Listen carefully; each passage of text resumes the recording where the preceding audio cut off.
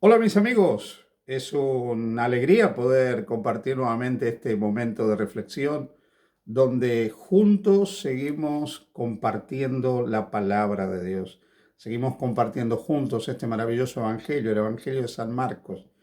Y cada vez que yo me pongo a leer y analizar este evangelio, como otros pasajes de la Biblia, otros textos, realmente quedo asombrado por la riqueza, por el contenido que hay en los evangelios. Hemos estado viendo el capítulo 13 y todavía tenemos mucho por andar, porque el capítulo 13 es uno de aquellos capítulos donde hay mucho para sacar. Recordad que decíamos que este capítulo lo tenemos que entender en primer lugar en el contexto de aquellos a los cuales Jesús le está hablando. Esa primera generación de discípulos que estaba preocupada por las palabras de Jesús cuando él dijo que no iba a quedar piedra sobre piedra que no sea derribada del templo de Jerusalén. Eso les causó inquietud y querían saber cuándo iban a acontecer estas cosas.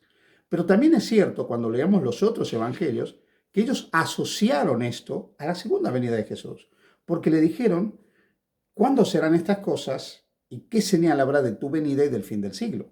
Evidentemente, para ellos, la destrucción del templo no podía ser otra cosa que el fin de la historia.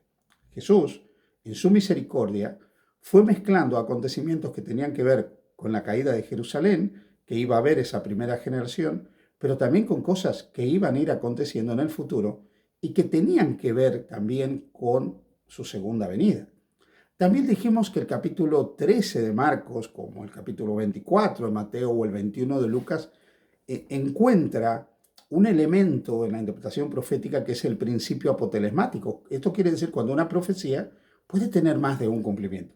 Y lo veíamos recientemente cuando analizamos el concepto de la abominación desoladora, que se cumple con la caída de Jerusalén, la destrucción del templo, se cumple durante la Edad Media. ¿Os acordáis? Apocalipsis capítulo 11, durante ese periodo de 1260 años, que es el apogeo, podríamos decir, el apogeo del papado en ese periodo, y se cumple también cuando finalmente, como muestra Apocalipsis 13, Apocalipsis 17, se vuelva a reeditar una forma de persecución contra el pueblo de Dios y se quieran imponer leyes religiosas de que los hijos de Dios tengan que obedecer para poder preservar sus vidas y poder comprar, vender, negociar, etcétera.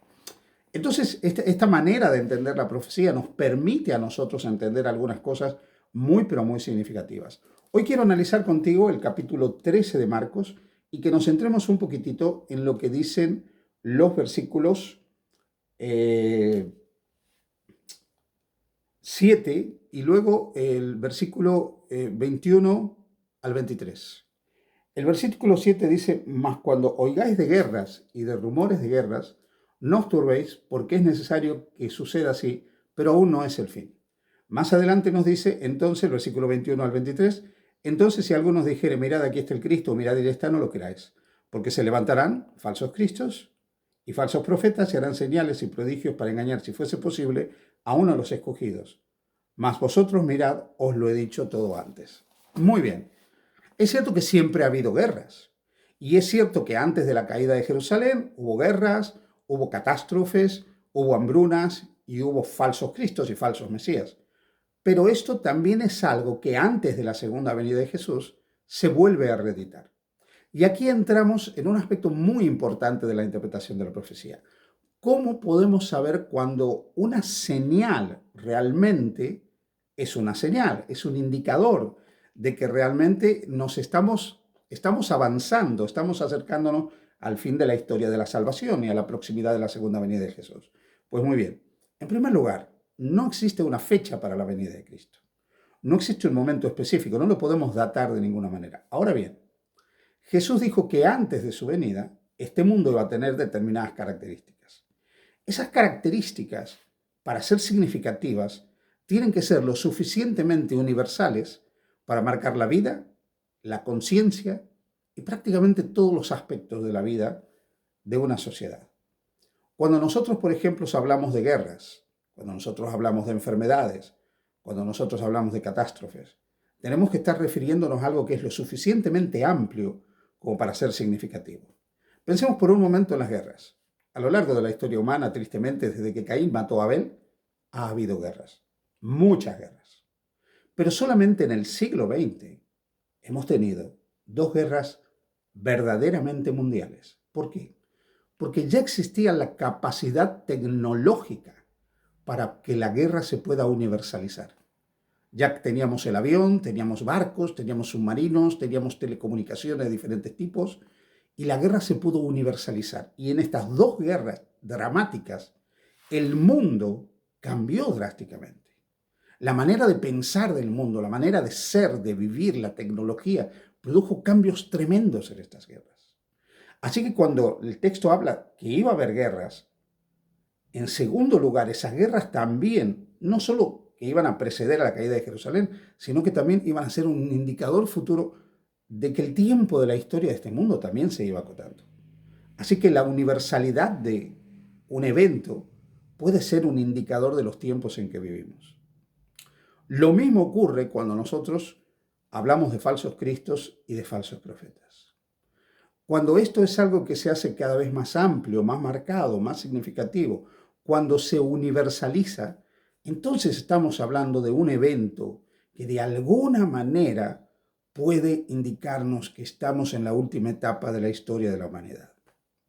Cuando nosotros rastreamos la historia más reciente de este mundo en los últimos 100 años, vemos que una serie de eventos como las guerras, las catástrofes, las hambrunas, la aparición de falsos cristos, el engaño religioso, todo esto ha ido en aumento. Incluso tú y yo ahora estamos viviendo un periodo de pandemia sin parangón desde la gripe española de 1918 a 1920. Esa fue también una pandemia mundial que terminó luego de la Primera Guerra Mundial. Entonces ahí a principios del siglo XX tuvimos una guerra, indicadora ya que avanzamos al fin de la historia de la humanidad, y una pandemia. Y ahora nuevamente estamos viviendo en una pandemia. ¿Significa esto que ya es el fin?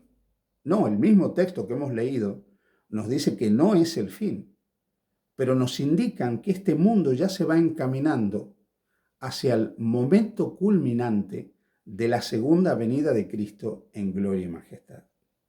Por lo tanto, las guerras, si son universales, si son mundiales, las pandemias, las catástrofes que afectan de alguna manera el mundo de manera amplia, todo esto puede ser un indicador de que nuestra redención está cerca.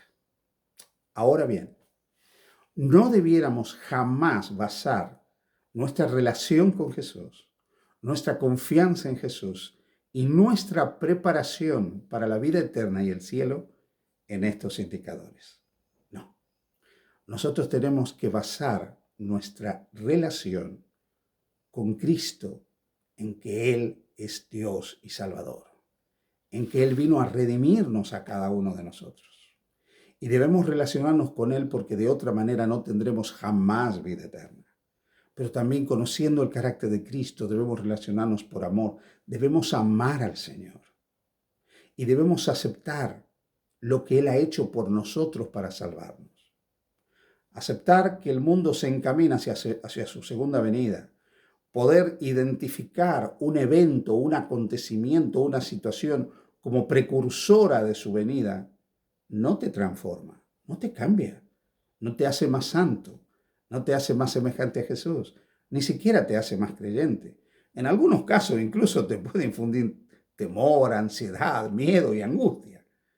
Lo importante es que estemos conectados a Jesús cada día y confiando en Jesús cada día, por más que haya guerras, epidemias, catástrofes, por más que haya engaño religioso y haya falsos cristos y falsos profetas, nuestra fe será sólida.